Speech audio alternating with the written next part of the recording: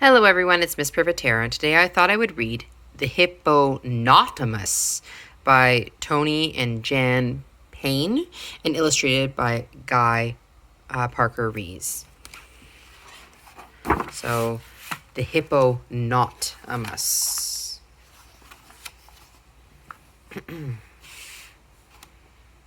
Portly was a very young hippopotamus. He didn't ask to be a hippopotamus. He was just born that way, and he wasn't sure he wanted to be one forever. Hippos stood up to their eyes in water all day. They ate boring old grass all day. What sort of life was that? One day, Portly said to his mom and dad, "I've been a hippo for long enough, and now I want to be something else." "Impossible," said his dad, shaking his head. "You're a hippopotamus, and that's the way it is," said his mom. But Portly was a very stubborn hippo. "We'll see about that," he said, and stomped off. "It's time for me to be something more interesting, and to eat stuff with some taste," he called back. Portly had not gone far when he met a herd of animals. More hippos, he thought, but as he got closer, he saw that they had big spikes where their noses should be. You could do a lot of, tossing stuff around with spikes like that, he thought. "Excuse me," Portly said politely to the nearest animal. "What sort of creature are you?" "I'm a rhinoceros," said the animal through a mouthful of twigs. "Well, I'm going to be a rhino thingy too," said Portly. "But first I need some spikes. Where did you get yours?" The rhinoceros laughed. "You could say I got my horns from my mother." "Does she have any more?" asked Portly. "No," said the rhino. "You have to grow your own." "We'll see about that," said the little hippo. Portly found 2 pieces of wood and sharpened them until they were pointed like horns. He tied them on his nose, but then he couldn't see. He tied them to the sides of his head. He tied them on top of his head. He tied them underneath his chin. No matter what, they just didn't look right.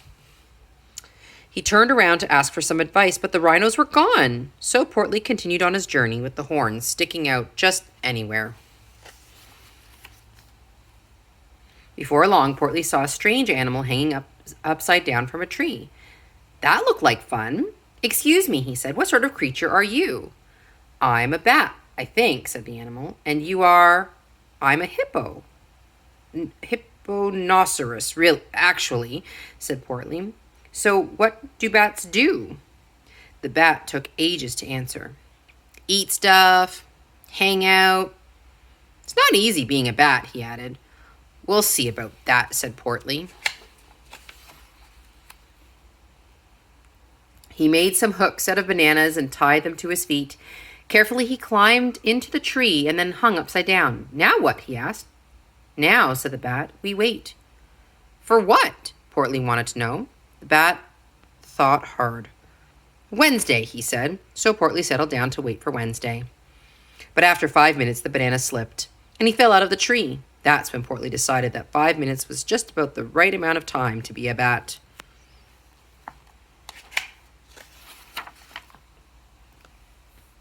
A little later, Portly found a water hole.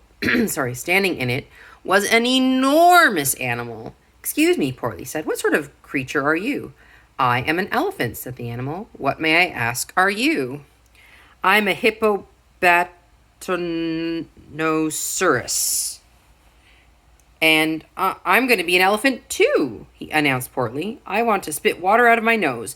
I want to smell something when I'm here and my nose is somewhere else. So I'll want one of those long tube things. And I want some big flappy ears. And," the elephant had to smile, "wait a second, young Hippo-NOT-amus." So that's a very hard word to say. "You have to be born with those things." But Portly was determined. "We'll see about that." Portly made big ears from 2 large leaves. Then he made a trunk out of a vine. But what could he do with that? He wanted to trumpet tunes and pluck leaves and spit with it, but he couldn't. So Portly decided to find something else he could use. His journey was slow because his horns fell over his eyes. His hooks caught in bushes. He kept tripping over his trunk, and his ears flapped all over the place.